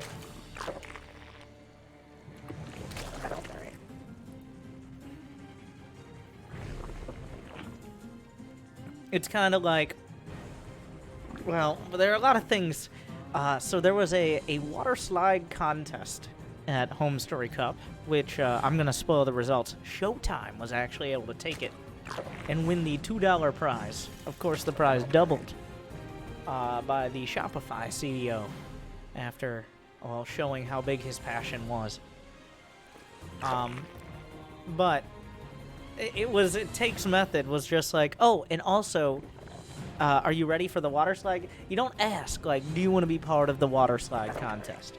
No, that's not how you get a pro gamer to participate in a water slide contest. What you do is say, oh, are you ready for the water slide contest? Like, it's already happening, and you're part of it, and making it super awkward for these nerds to say no, which is, well done. There was a lot of that. Like, wait, what? Water? What? Some of them knew going in, but some of them were like, oh, was that mandatory? And when is Roddy doing down the water slide? But shirtless Roddy making a cameo appearance at... Roddy, not a big fan of the shirtless Roddy meme, which I think contributed very heavily to the strength of the shirtless Roddy meme, because of his obvious discomfort with, in his own words, a bunch of guys wanting to see me half naked. Which is fair. Like, that's a fair point. So, I don't... He's like, oh, I'm sorry I don't cast Starcraft 2 with my shirt off. It's like, well, now that you mention it, Roddy. Maybe next Homestory... Anyway. Back to the game.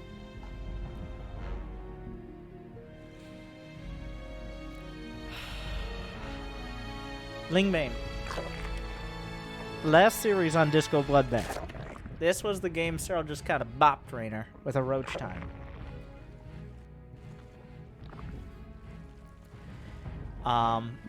It's hard to refocus.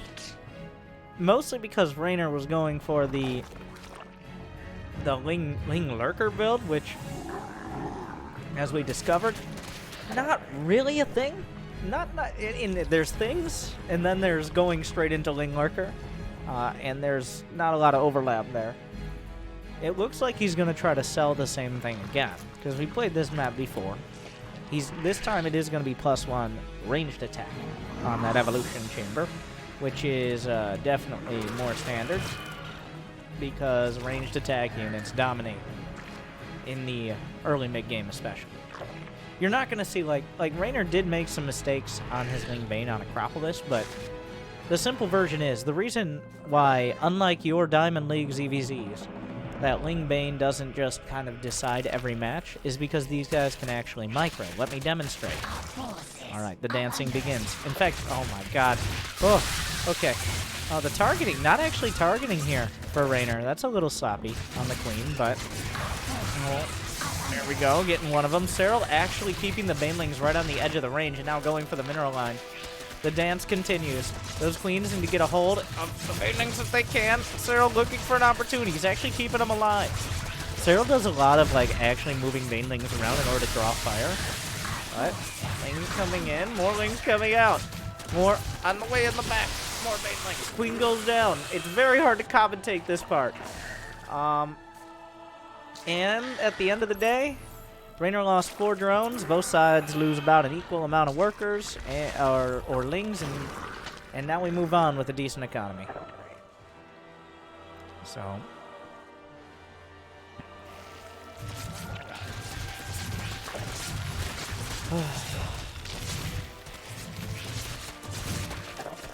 And now it's Reynor's turn. He goes back to the other side. He tries to get his damage done. Like, if either side is actually able to do serious damage, it's a big mistake. Queen's dying. Just gotta make it fair, right? I'm gonna be like, oh, this is just some casual. This actually is, for these guys, essentially another day at the office. A little sloppy there out of Serral, but it's like, well, we're doing Ling main micro at 600 APM. Tell me when things get started. Like, can we skip to the fun part of the game? Like, Our forces are under attack. so now we're at the roach phase. I'm actually gonna go over to the Serral camp. Nope. Boom. Now we're on the other side of the map. See what he sees. I feel like Reynor actually got a little bit better of the Lingbane. Like, it seemed he was a little more efficient on Serral's side of the map. Especially considering the reason that Serral did any damage was because Reynor was greedier early. But at the end, they're both at 65, 70 workers. They're both going for a 4th base. Reynor's only got +2 attack on the way, but Serral has +2, +1. Is roach speed done for Reynor? It is. Whereas it just started for Serral, so a little bit delayed on that. That usually won't make a difference, but there's a small chance. Oh, not enough energy for Contaminate, which is a real strat. Ling's looking for the 4th, he's gonna pull it back. Under attack. And now the Overlord patrol path time begins.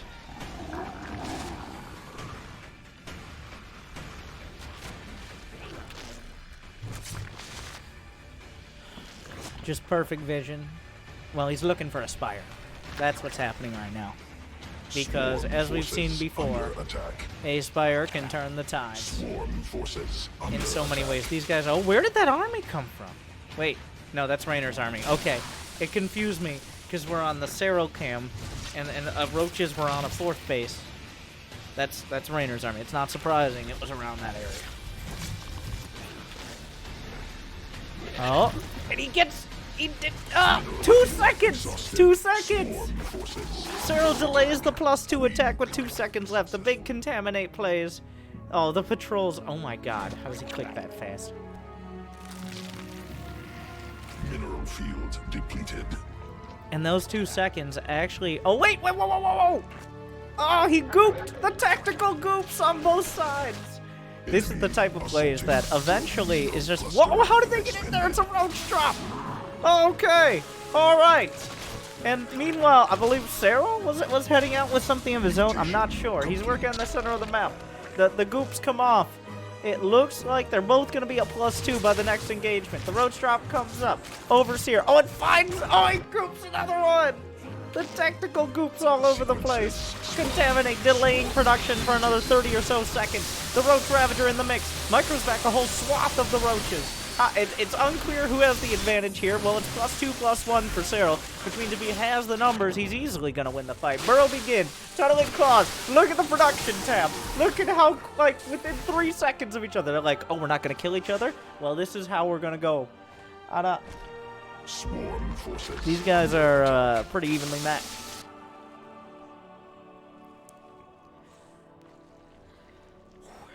Simmer. Calm down. Calm down.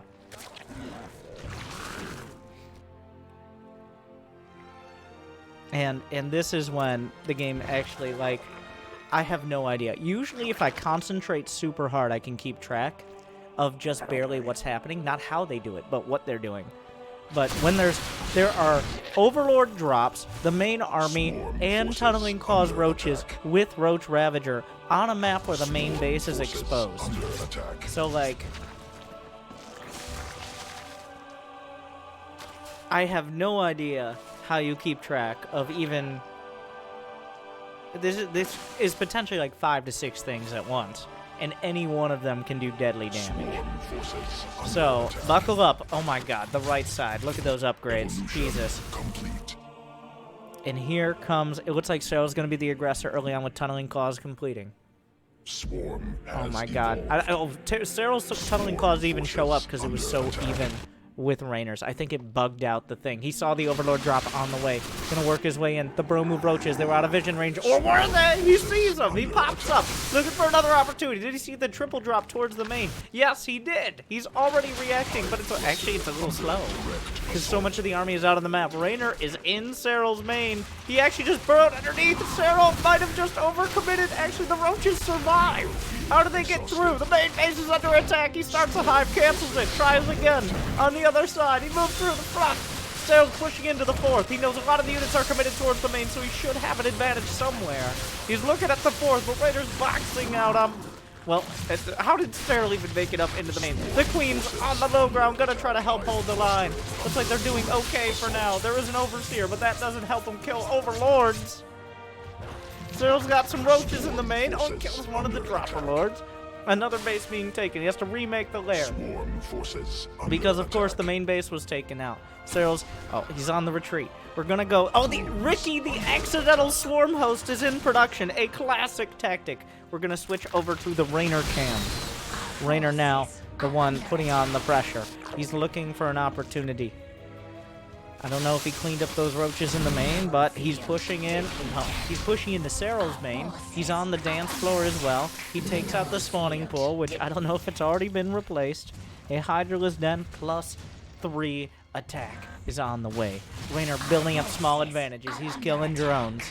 He killed the main. He's kept all of his bases alive. He's got money in the bank, chasing the roaches off the dance floor, keeping the Dropper Lords alive. They're trying to slip underneath.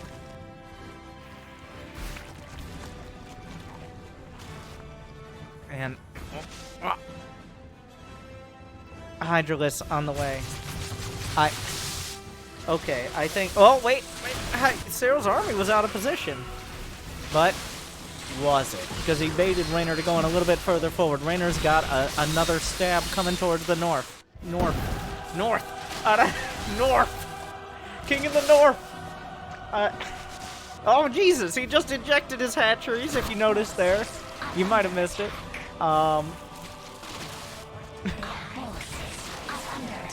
And he kills a hatch as well. Reynor's able to take some wins here in this second series.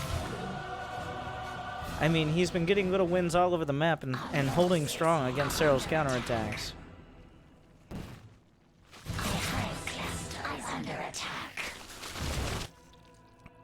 Alright, oh, that is definitely too big of an army. Gonna try to exchange Corrosive Biles. He's looking for units.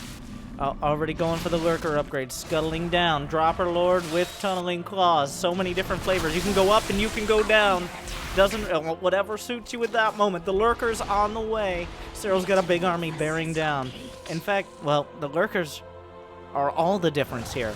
There's a lot of Roaches and Ravagers, but Serral has more than enough units. The Lurkers are required. Looks like an upgrade was killed. Not sure which one that was. What is he at right now? Oh, that was +3 attack. That's a big one. But the Lurkers will force Serral back once again. The Roaches looking to cut off reinforcements. He can just jump on this. He has more than enough Roaches. Little split there. Eats it with a single Roach. No problem. Gonna work his way through. Does he have detection if they burrow? Doesn't need it. Oh, Serral will burrow. Serral scrambling all the way back. He'll spot that with the Overlords, of course. Gonna go for the Roach one. Critical at this stage of the game. It doesn't appear Serral has a Hydralisk Den for the Lurkers.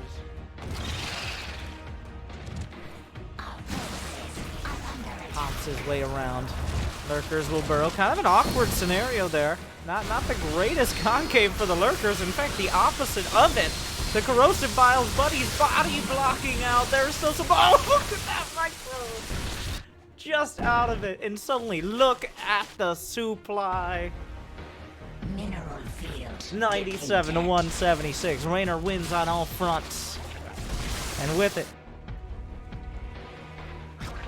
he wins game Number one. I do see your criticism, guys, that maybe we could use the normal player colors here.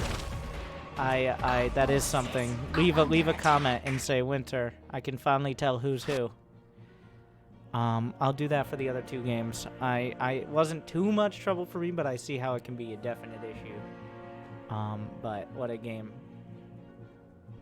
And you can also see right here, but it is confusing. I will give you that. I'll give you that. So.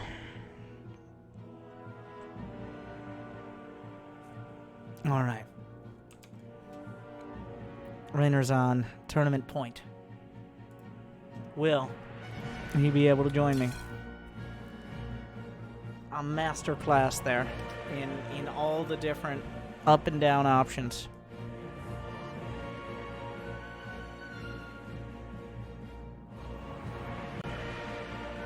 And Serral is up against it again. What a series.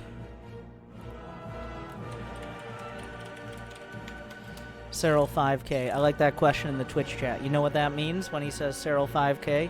Is that he's played so little StarCraft he doesn't understand that's not where your MMR is. So shout out to all my non-StarCraft playing viewers.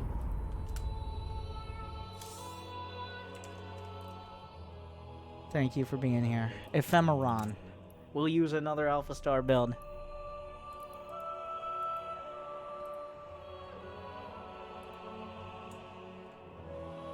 You know what Serral has to say about your ignorance?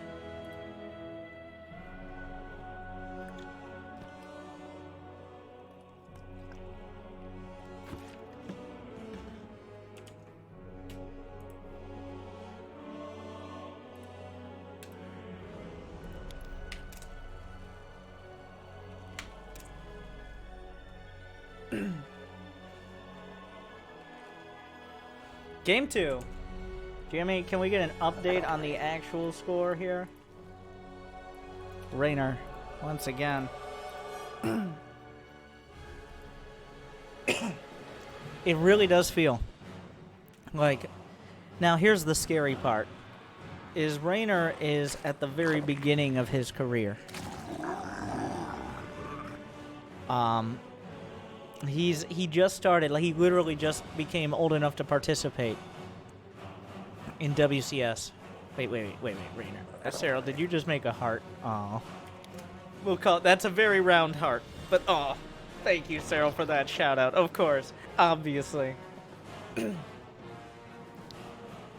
For those who haven't had the valuable chance to get a signature from me, I will reenact what I do for signatures, because I really tried to come up with something clever as a signature, but I gave up. So, instead, people get, you get this, and then, this is a terrible example, but you get the idea.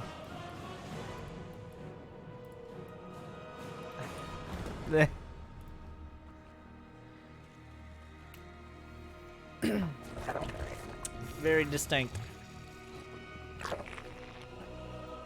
We're on the Serral cam to start. Serral in the blue, Reynor in the red.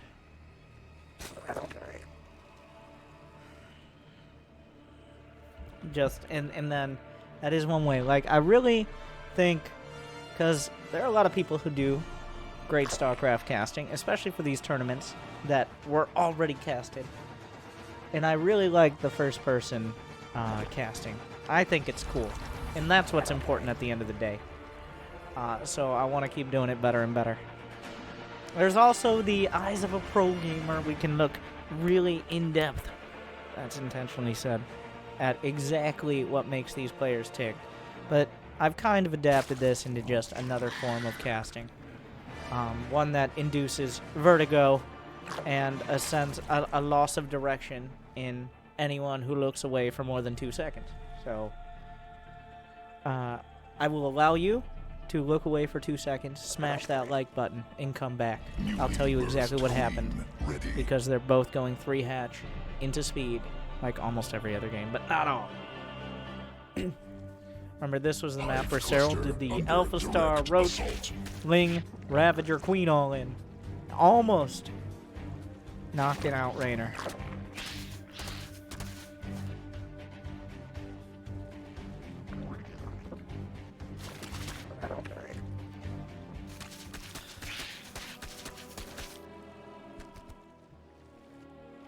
Okay, can we take a, like, this is the most breather we're gonna get.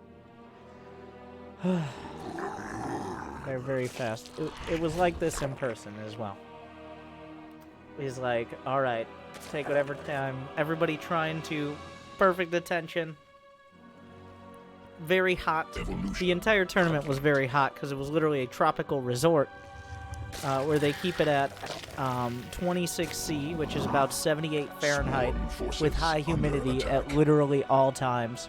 And I'm not joking, it would rain because it's inside of a dome that was meant to be a Zeppelin hangar that acts as a microclimate. So it would literally rain, like, very small amounts at some points as we dance here. Anyways, so perfect StarCraft playing conditions is what I mean. Reynor opening it up with a lot more Zerglings here as Serral tries to go for a lair himself.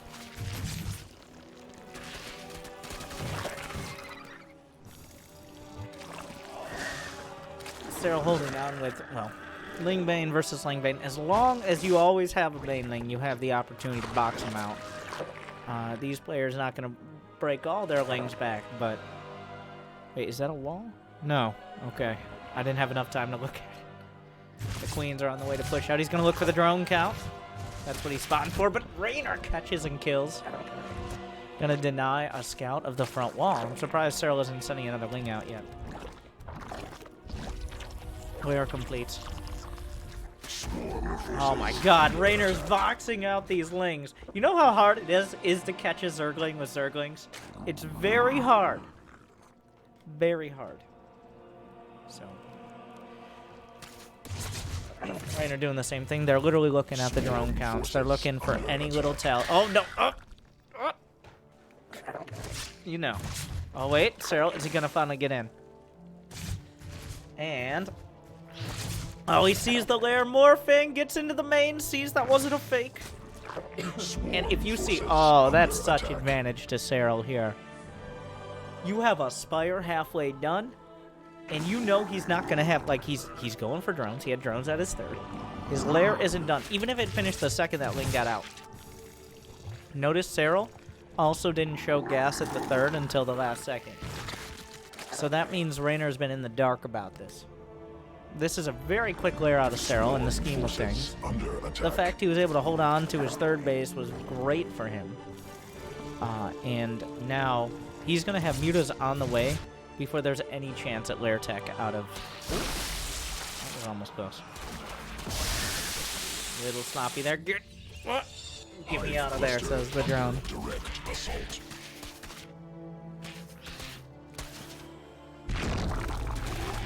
Little micro back and forth, but I don't think Reynor's... he's building some more queens if we look on the other side. But it appears Reynor is mostly kind of hedging his bets. Okay, he knows now. He's starting to wonder, like, where are the roaches? A little suspicious. And then suddenly the mutas show up. We'll have to see more queens in production. Reynor already kind of smelling the mutas. Or well... as Serral said at times, like, he can smell the mutas. Smells like mutas. Which is, I wonder what that smells... it smells like someone who doesn't have any roaches and is being suspiciously passive is what it usually smells like. Sequences spun, swarm mutated. But now Reynor, he's gonna box out the Lings. There's still a lot of roaches. The muta's not a huge factor in dealing with roaches, especially, well, non-speed roaches are struggling. If at some point the Lings and mutas can combine and kill the queens, there's actually very little anti-air right now. He's just taking whatever hits he can get. The Ling's looking for an opportunity. Serral moving around. Oh no! It's a disaster! Lings into the main. He can't afford a single... Reynor cannot afford a single gap in his defenses right now. Serral looking for an opportunity. Damage going to be done at the third as well. The map is opening up. Serral finding damage with everything. Swarm forces under attack. And now, the thing is here, like, when you have this many mutas and they haven't been able to do any counter damage, drones are dying left and right. He has enough to kill extractors outright. Hydras don't cut it. Like, really, you're looking at infestors or vipers as the only potential counter. It's just getting super hard. He just sidesteps the spore, kills the queen, slips out with the... That's not very many hydras. Whatever, I'll take one, I'll take two. Would you like drones with that? Why, thank you. Yes, I would. Contaminate on the main, which can also prevent hive production. I don't believe if he I don't know if he had it. Brenda! What? Why is there no creep? But he saw where the queens were, which means he definitely knows where they weren't. Oh, he's on the run! Oh, +2 isn't done, so he's not one-shotting yet, but... Oh, no. 7 more drones. Oh, from the frying pan into the muta-flavored fire. Smells like notice. He kills the spore. This has been all Serral, all the time. Swarm forces under attack. The queens get 1 muta, and the rest they're just going to be super sad about. At this point, he can just engage them. If Reynor looks away for a second, microing the queens, well, there's probably going to be damage done somewhere else. Serral smells a lot of blood in the water, but he doesn't want to get too greedy yet. Wants to make sure he maintains a critical mass of mutas so that Reynor has no opportunity to attack. Swarm forces under attack. Lurker down. Being targeted. Lurkers are a danger to the ground army, of course. Oh, there's not a spore. There's barely anything. The hive is on the way. Some lurkers in the main. They'll burrow. But here comes the final attack. Reynor coming across with what he does have. Serral's done such a great job of whittling down, just bit by bit, all the anti-air. Just keeping momentum with the mutas, making it impossible to get that death ball that can sometimes come across the map. The reinforcements seem to be enough. He's just handling everything at once, corralling all the units where they need to be. All the overlords were on the way with it as well. Even doing a little hold position micro there. He might lose a base. He might lose a small battle. But he's not going to lose the war. As Swarm forces under attack. Jumps on the hydras. Look at the supply. The way, like, there's a very fine line between overextending and being too passive. Like, the mutas always got to be up in their grill. Always got to be flying around like a fly in that, well, inside that you can't quite catch because it's super active and super hyped up for a fly. Or literally like a butterfly, because at one point at Homestory Cup, a butterfly literally landed on my face while I was casting. I didn't, like, literally, there's a clip of that somewhere. But, smells like mutas. And yes, there were butterflies. That's another fun fact. But that game, Serral with a masterclass in the mutas. Reynor, he got bamboozled. Serral really sold him that he wasn't rushing the mutas out. There would have been a pretty wide open timing for either just putting together better defense or to at least do a counterattack earlier on. But when Reynor did not attack and did not really have anything to deal with them, well, guess what? The mutas just run over everything. It's a lot. Like, it looks like Serral just all over the place. But it is very difficult to maintain. And it's really the Zerglings as well. Like, the Zerglings finding other opportunities, distracting Reynor to allow the mutas to do damage, and so on and so forth. The beautiful synergy. So another match point for, well, both of them. But Serral, 1 game away from elimination, which is 1 game too many for the Italian Zerg. The last map, one way or another, assuming there's not a draw, which happened. But then we just play the same map again. So last map either way. It's trite.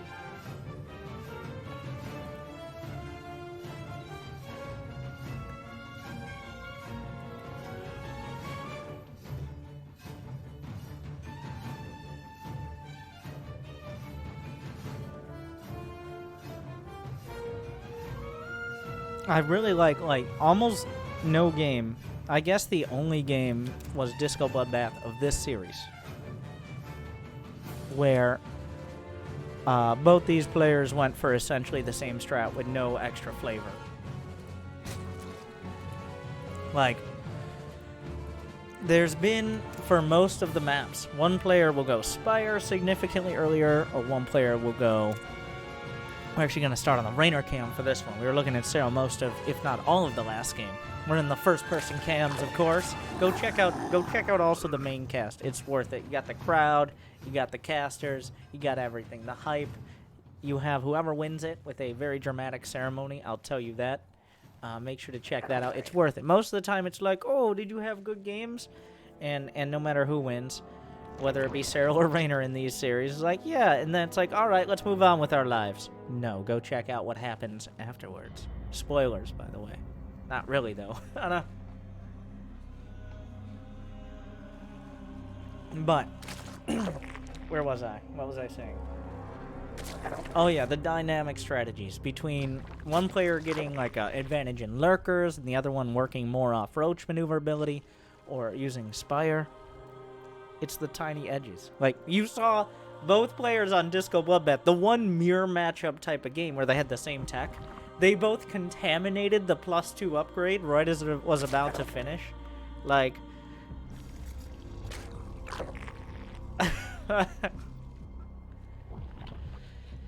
the little details in so many of them in these 1000 APM games.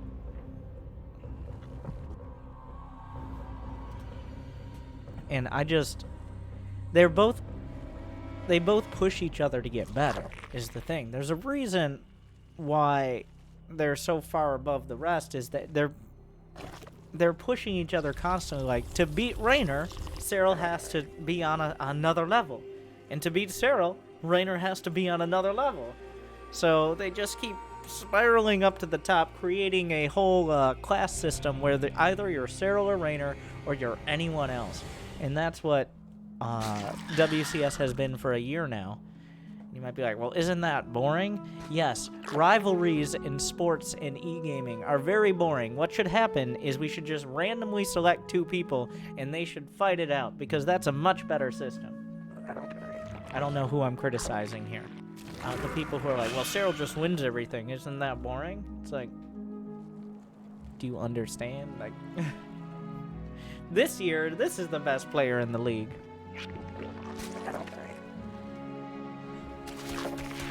And yes, we have turned to the dark side. I opened this up. Oh my god. The duel. Oh.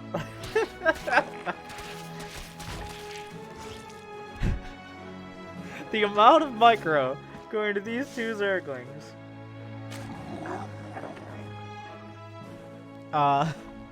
Anyways, I feel like people have kind of just glossed over because of the argument that, like, well, if Serral had beat Reynor like he was supposed to, then Serral would have beaten Dark. Therefore, Dark, not really the world.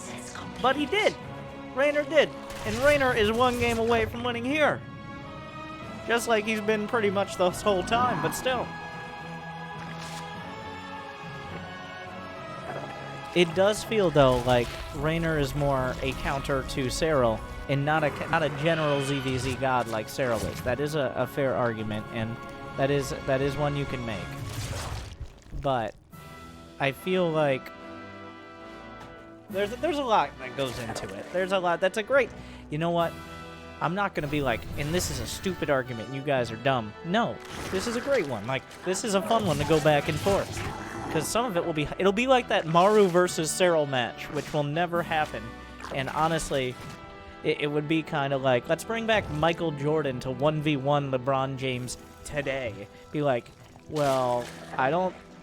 Okay, I'm not saying that Maru is Michael Jordan. And I'm running out of basketball players I can reference. But you get what I mean. Like, I don't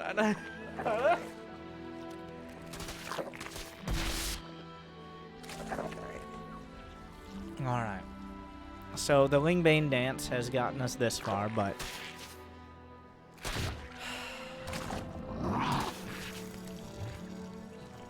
Serral is... No, wait, that's Reynor opting for a Spire. Okay. Did they change colors? No, they didn't. No, Serral was blue last game, too. We maintain consistency. Reynor's actually been the one to get a Spire quicker here. In this game, I gotta say, and shout out to Artosis, who, honestly, he predicted it as something of a meme, but he will predict the strategy of this game. One that, despite all the ZVZs we've seen, we still haven't seen yet. It'll be unique to this series and unique to the finals this year. But Serral will be getting a Spire significantly later than Reynor, but not so much later that Reynor has an overwhelming advantage, forcing Serral to go for another level of attack. So let's... First, I'm going to jump over to the Serral cam and see how he reacts, because he's got an Overseer coming in. Did you see it coming? Well, we got some dancing to do. Lings and Banes. There's plenty of drones on both sides, but you still don't want to be remaking them right now.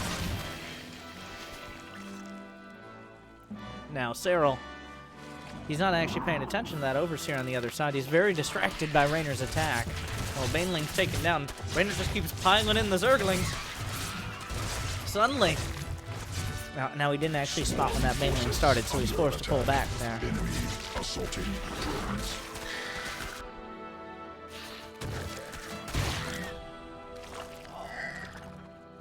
Anyways, wow, it's actually super telling. Did he see this fire? He's pulling back his overlords like he realizes something. Well, the fact that Reynor still has Lings is a reality here. But he's about to finish his Spire, and he's building Corruptors. Wait, whoa. Did he? I'm gonna move the camera here. Oh, he didn't even cancel that. He's making this call entirely on what he hasn't seen. Serral has not seen the Spire, but he smells Mutas. He smells the Mutas! And here they are! He's building Corruptors to counter Mutas, and he started them before seeing a single Spire or a single Muta. The smell was in the air, and the Corruptors come out. Corruptors, now their advantage is they have armor, they have the HP. If you get a critical mass, you can deal with the Mutas. The Mutas, if they have overwhelming numbers, then they can jump on the Corruptors and take them out. But if the numbers are close to even, the Corruptors win the fight.